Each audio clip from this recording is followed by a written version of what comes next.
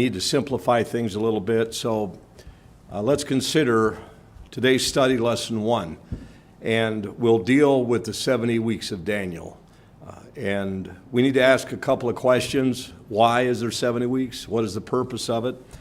In order to understand Daniel's 70th week, I believe it's necessary that we begin to look at the background and events that led up to the 70 weeks of Daniel. And go ahead and bring that slide up here, Caleb, if you would. I have background, should be a D there, but the background events that led up to the 70 weeks of Daniel. And this is important to understand. And we're going to see the Jerusalem be captured. So let's go back to this and start here. King Nebuchadnezzar of Babylon attacked Jerusalem multiple times, ultimately destroying the city and the first temple. Now here's a breakdown of his campaigns. So this is the breakdown. First, it was in 605 BC. So there's going to be 3 waves of attacks against Jerusalem. Now that's important because what we'll see is after the return of the Jewish people back to the Promised Land, there are 3 waves going back. And we also will look at the Valley of Dry Bones that Ezekiel prophesies about. And we're going to see 3 increments of the resurrection of the bones. And each one of these represent one of the waves going back to Jerusalem. But here's the first wave. The first attack was in 605. Now this was the first deportation. Nebuchadnezzar defeated the Egyptians and at Carchemish and pursued control over Judah. He besieged Jerusalem in 605 and made Jehoiakim a vassal king. In other words, he was a puppet king. And he took captives to Babylon, including Daniel and other noble youths. Now, eventually Ezekiel will also be taken. So we have Daniel, we'll have Jeremiah. He's part of this time as he prophesied, but not that he went into the Babylonian captivity, but we're going to see these major prophets, Ezekiel, Jeremiah, and also Daniel. And so now, no destruction occurred at this time. There was no destruction. But it marked Babylon's dominance over Judah. So now Judah is under the king of Babylon. So that's the first time, the first battle against them by King Nebuchadnezzar. Well, that's the first part of the bondage. Now, I think of Samson in the Bible, what sin did to him. It blinded him. He was blinded after his hair was cut off, you remember. And then he was blinded. And then they bound him, and then they put him in the mill house to grind corn. And so there are 3 things that happened. And you could look at these as the body, soul, and spirit. And you look at a nation as a body, a political body. It also has a body, the political body, the soul. That will be the religious aspect of their existence concerning the temple and the Jewish law. And then you have the spirit, and that is the life that was in them. So now they fall. The first thing that happens to them, they're losing their dominance. Israel's losing their dominance, and so Nebuchadnezzar in 605 he comes in, he attacks them and brings them into submission and takes some captive, but leaves a vassal king there, Jehoiakim. And then in 597, there's another attack. Now, this is the second deportation. Jehoiakim rebelled against Babylon, but died during the crisis. So he rebelled, and so his son, Jehoiachin, ruled for only 3 months before Nebuchadnezzar besieged Jerusalem again. So this is the second attack, or the second wave against the city. Now Jerusalem surrendered, and Nebuchadnezzar deported King Jehoiachin along with 10,000 captives, including Ezekiel. So you'll see that in 2 Kings 24, 10 through 16. So now Ezekiel, he writes about this. He writes about going back to the promised land. I believe chapter 37 or so. You'll read there in the book of Ezekiel, he's talking about, I will bring you back to this land, not for your sakes, but for my name's sake. And then a few chapters later, we read about the Valley of Dry Bones. Now, the Valley of Dry Bones is referring to their resurrection out of the captivity, and they will assemble, and then they will return to Jerusalem, and they will rebuild. Not only the temple will be rebuilt, not only will the religious instruction be renewed and revived concerning temple worship, but also there's a body politic that come back together. They build the streets in the city, and that's when the prophetic clock starts that Daniel gives. However, we're in phase 2 of the captivity. So Nebuchadnezzar comes and he places Zedekiah, Jehoiachin's uncle, as the puppet king. And so he takes 10,000 captives. He takes Ezekiel, and of course Daniel, he's also a captive. And that is in 597. And because of the rebellion again under Zedekiah, we have in 586 the final destruction of Jerusalem and the final destruction of the temple. So this is the third wave. Nebuchadnezzar comes back, and Zedekiah is rebelling and leading Nebuchadnezzar to determinedly lay siege for about 18 months. So 18 months he lays siege to Jerusalem. Starvation, death. So in 586, Babylon breached the walls, burned the temple of Solomon, and destroyed the city. Now Zedekiah was captured, his sons were killed before him, and he was blinded and taken to Babylon. Now many Jews were exiled, marking the beginning of the Babylonian captivity. So this is the Babylonian captivity. So we have from the time of David, Solomon, and then of course his sons on the throne. We have good kings, we have bad kings, and their rebellion, their idolatry, their wickedness within the temple and worshiping in high places, God judges them. And Nebuchadnezzar comes 3 times and he destroys. So remember, there are 3 waves of the Babylonian king coming. Nebuchadnezzar comes 3 times and finally puts an end to their existence. So he mutilates the city, he burns the temple, destroys it, and he takes a lot of folks captive. And this is what is understood as a Babylonian captivity. Now, Jeremiah, he gives a 70-year timeline. And now Jeremiah is also a contemporary prophet during this time. So you have Ezekiel, Jeremiah, and Daniel. So remember, those 3 have a lot to do with the Babylonian captivity. So here, Jerusalem now goes to Babylon, and they're in Babylon, and they'll be there for 70 years, and then there'll be a working.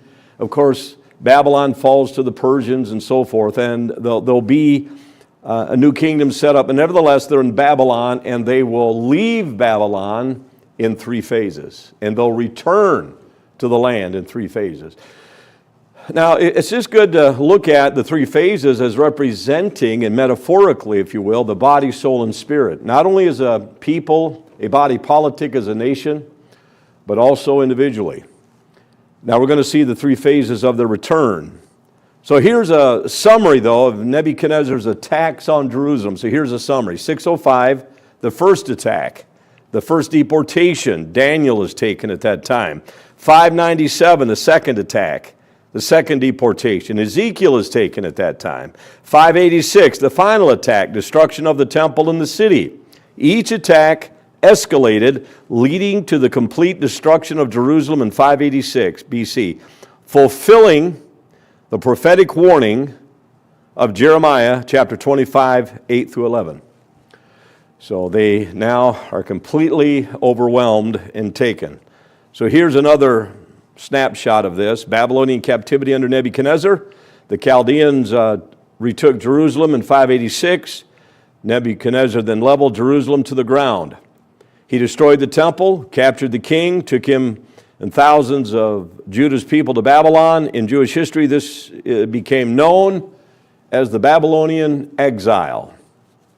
Now, with that being said, we're having a return back. Now, when we read in the return back to Jerusalem, this all deals with Daniel's 70th week. Now, why is there 70 weeks? What is the purpose of the 70 weeks? Well, that's what I want to answer in this study this evening.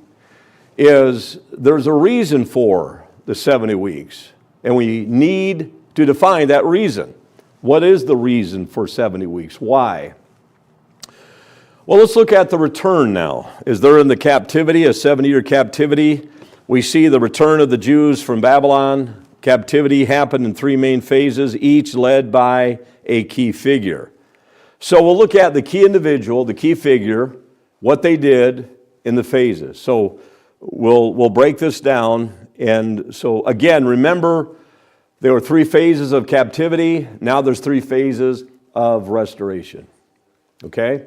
It's like in a person's life. You know, a person, they get blinded by sin as an individual. They get bound by their sin, and they get captivated and led captive by their sin. That's what happened to Samson. Well, here, in the reverse, you have to have light to see. And this is the aspect of repentance. And so you can see even metaphorically how this law of the kingdom is in motion where, the first thing that happened in the first return was the rebuilding of the temple. That was the first thing that they did. So let's look at the slide here, the rebuilding of the temple. That was in 538 to 536 BC, so that was led by Zerubbabel. So now a lot of folks don't know that there were three waves of the return. So Zerubbabel now, he is leading a group back. A decree of Cyrus the Great, Ezra 1 through 4, allowed the Jews to return. About 50,000 Jews returned and began rebuilding the temple in Jerusalem. You see that in Ezra 2, 64 through 65. And then you see the foundation of the second temple was laid by opposition delayed, but opposition delayed its completion. So this is the Zerubbabel in the rebuilding of the temple in the first wave.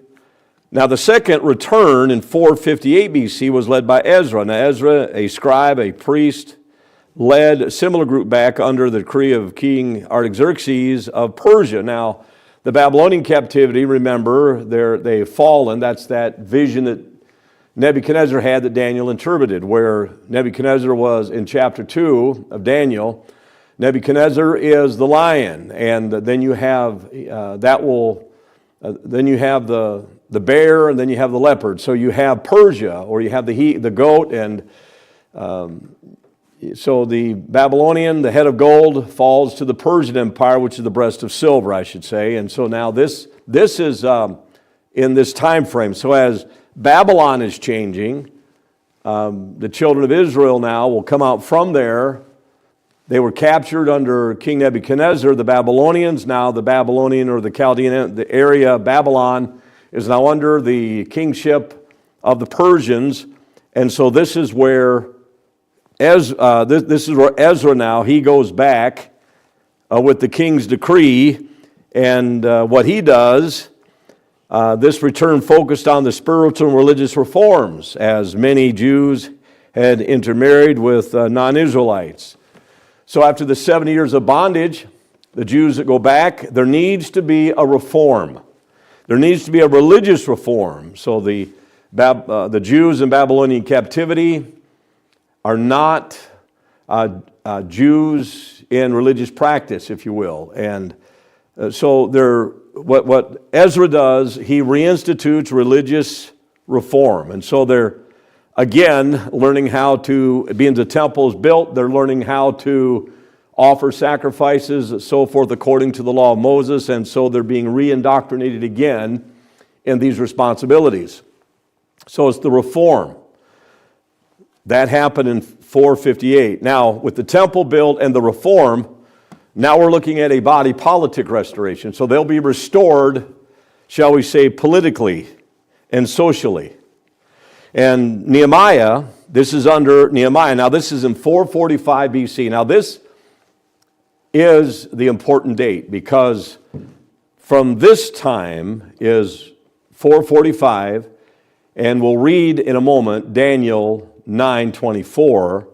This is when the clock starts, the prophetic clock. Now, why is there the 70 weeks? So this is when the 70 weeks start. So we are studying the 70 weeks of Daniel. So why is there 70 weeks? Well, there needs to be a time here, but we're looking at Nehemiah. So he goes back, and what he does, he's a cupbearer to the king. Artaxerxes receives permission to, he was a king to Artaxerxes, and he received permission to return and rebuild the walls of Jerusalem. In Nehemiah 2:1-8. Now, despite opposition from neighboring enemies, the walls were completed in 52 days. They worked with a trowel in one hand and a weapon in the other. Now, each return played a crucial role in restoring of the Jewish nation. First, physically.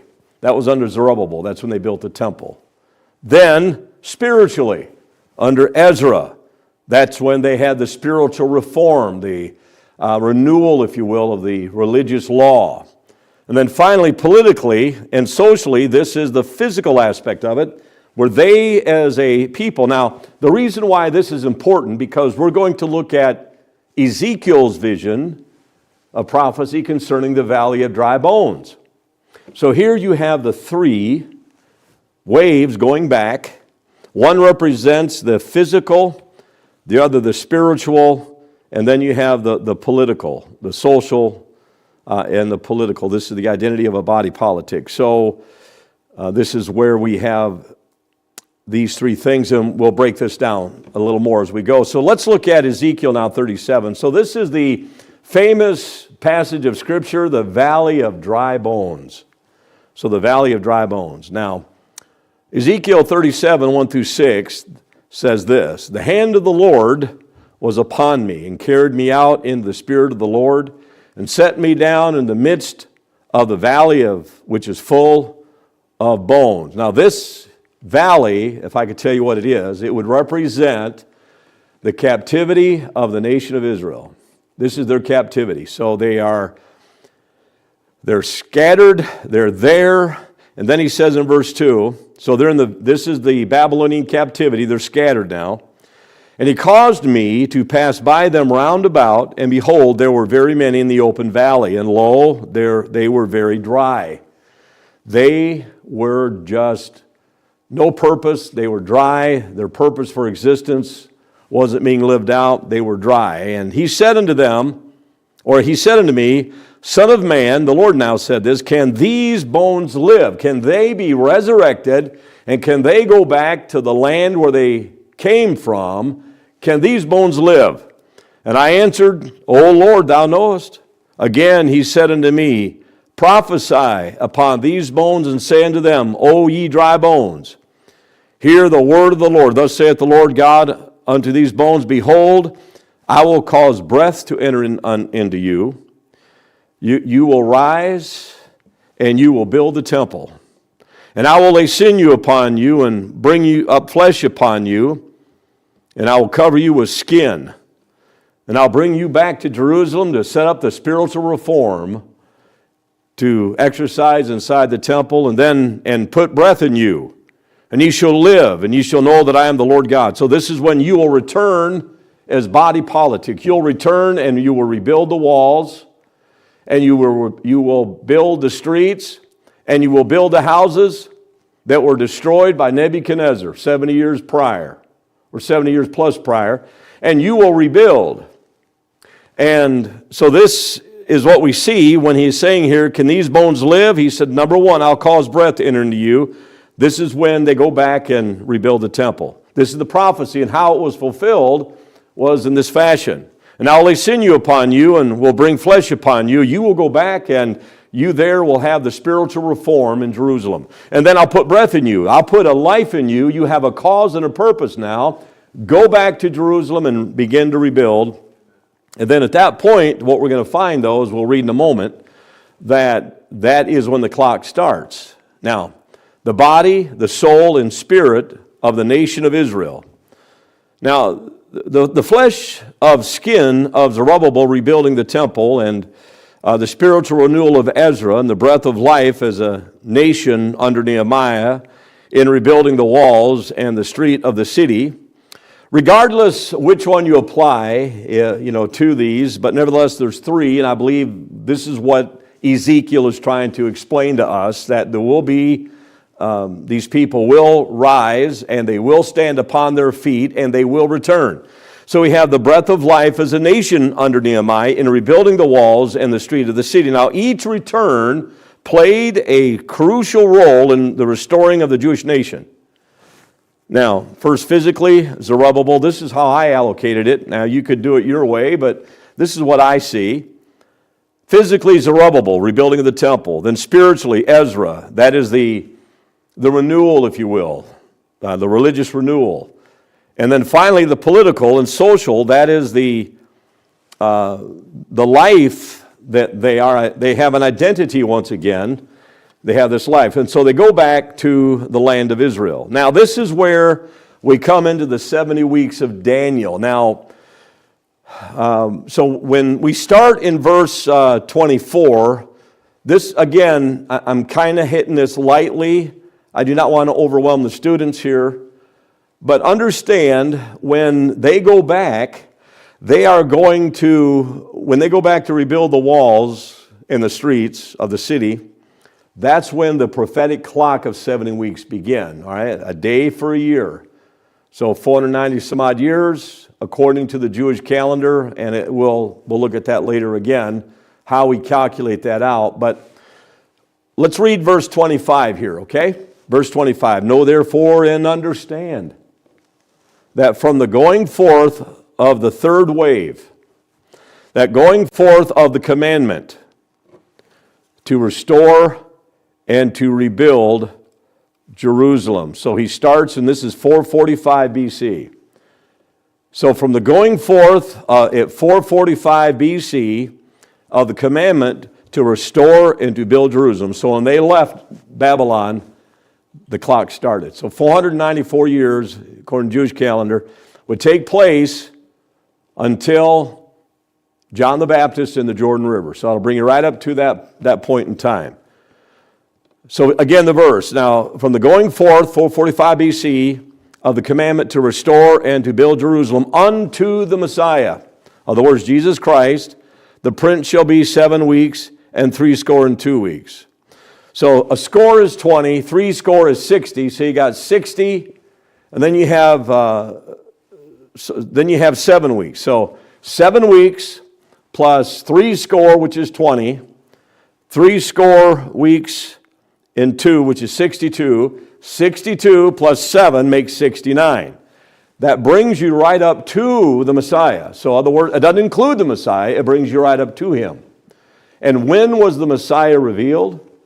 Well, again, according to John the Baptist, he said, he'll be manifest by baptism, therefore am I come baptizing. He said, you don't know him, I don't know him. And there, around 30 AD, depending on whose calculations you use, but to make it simple, let's say 30 AD, that Christ now 30 years of age, 69 weeks have transpired up to the Messiah. That's what it says. So back to the verse. Know therefore and understand that from going forth of the commandment to restore and to build Jerusalem unto the Messiah, the prince shall be 7 weeks. 62 weeks, and the street shall be built again, and the wall even in troublous times. So this is the time it's talking about. The troublous time was Tobiah and Sanballat. They tried to stop them. They lied about them and tried to get their work stopped, but they were able to succeed. But this is what we're looking at concerning this timeline. And so why is there 70 weeks unto the Messiah? Now, what we'll see in the next lessons is this. Now, Jeremiah and also Ezekiel both. They talk about this. Now Ezekiel says, and we'll have the verses to be more specific, but let me in general give you the consensus and the idea of what Ezekiel is saying. I believe in chapter 37. He said, I will bring you back to this land. He said, not for your sakes, but for my name's sake. I will bring you back to this land. Then he says, I will wash you with water. I'll give you a new heart. Jeremiah talks about a new covenant that God will make with them. After those days, he says in Jeremiah 31:31, he says, after those days, which is that 490 some odd years, he said, after these days, the God of heaven will make a new covenant with the house of Israel. This is why there's 70 weeks. So from when they were destroyed, the temple's destroyed, Zerubbabel goes back, Ezra, Nehemiah, and from the rebuilding of the walls in the city, this is when they get their identity back, and from that point in time, the Bible declares in prophecy that there will be this time frame, 400 and some odd years later, up to the Messiah. That'll conclude the 69 weeks. Now, the 69 weeks does not include the ministry of the Messiah. It's up to the Messiah. That's what it says. To the Messiah, the Prince. So it shall be up to him. And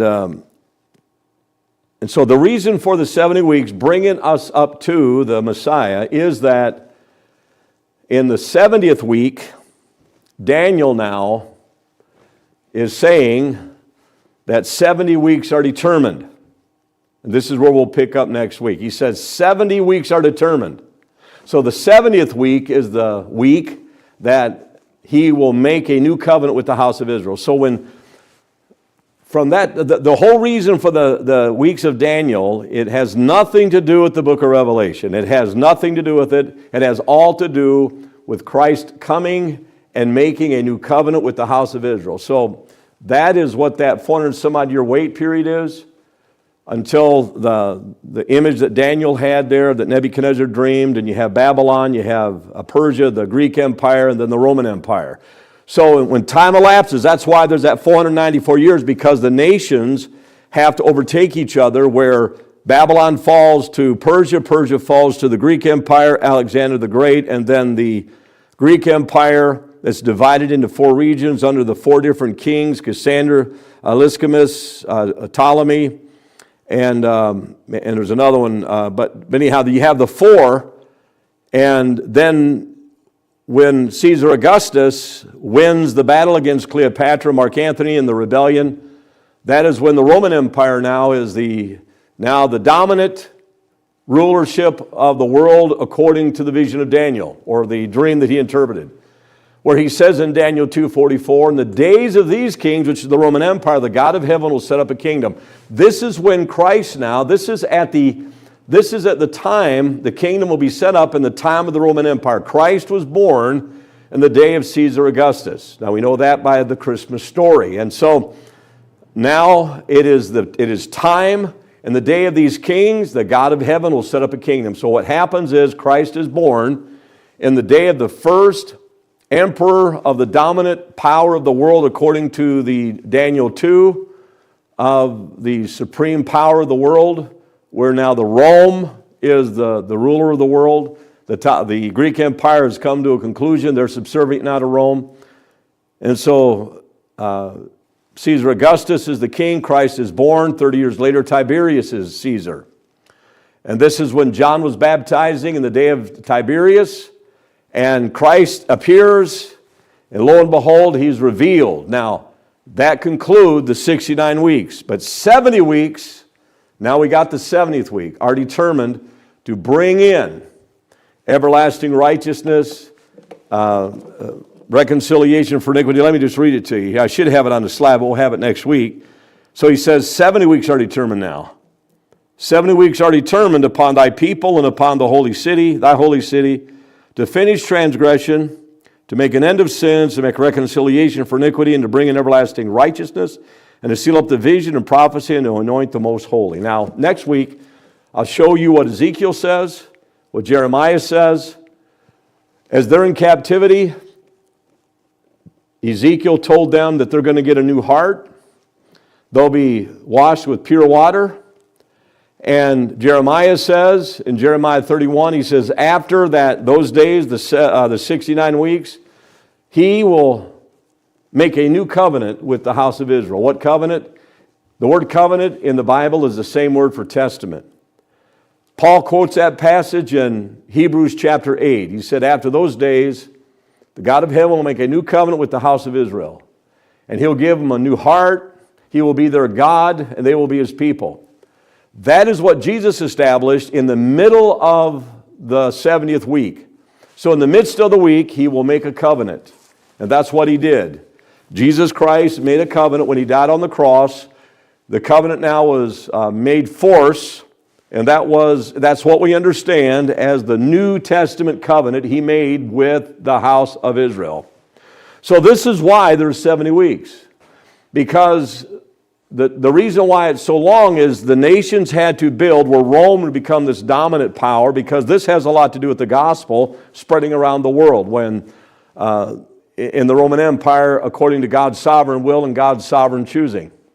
So it's in the time of the Roman Empire, and that is why it took those 400 and some odd years to get to that point where the Messiah comes, but he makes a covenant with the house of Israel. That happens in the first half of the 70 weeks, because the 70 weeks also now are divided in half. Now, this may be confusing to some, but the more we study this, the more we'll understand it. So I want to give you today's lesson incrementally here to help you. So we understand the fall, the 3 sieges upon Jerusalem in their fall, and then we see the 3 phases of their return. And in the 3rd phase, 435, they build the street in the city. That begins the clock until the Messiah comes. And when he comes, he'll make a covenant with the house of Israel. That is the New Testament covenant. And in that New Testament covenant, they'll be given a new heart, the believers of the Jews within the New Testament church.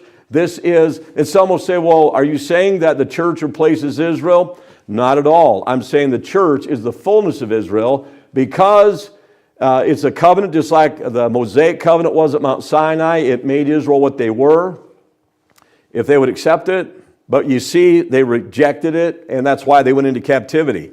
They rejected it. They turned their back on it, and they worshiped false gods and intermarried and all of that.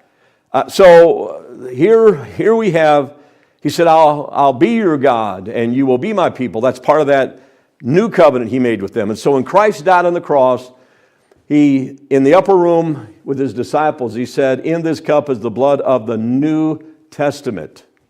So he made this with the house of Israel.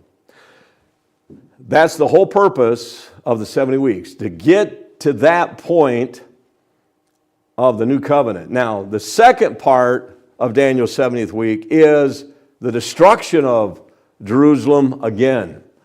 Now, the sad thing is, a lot of people don't know this, and with that, they take prophecies like the Valley of Dry Bones and totally apply it to the future, and missing the whole idea of the 70 weeks. The whole idea of the 70 weeks is to get to the New Testament church. That's the whole idea of the kingdom that would be set up in the day of these kings. That's the whole purpose of it. It's not about the book of Revelation. It's not about some false antichrist coming to Jerusalem and building another temple and setting up false sacrifice. It's not about that. That is simply an idea, an imagination that is only in the minds of some people. But when you look at the purpose of the 70 weeks, it has to deal exclusively with Christ coming and setting up this covenant and making it with the house of Israel, and to give them a new heart and to wash them with pure water. All right? So we'll look more on this next week. So I hope tonight, this evening, this study was beneficial to you. And I know people around the world are going to be watching this, so it may be morning, but it's night here where we're doing this lesson. But anyway, we'll see you next time as we study the 70 weeks of Daniel.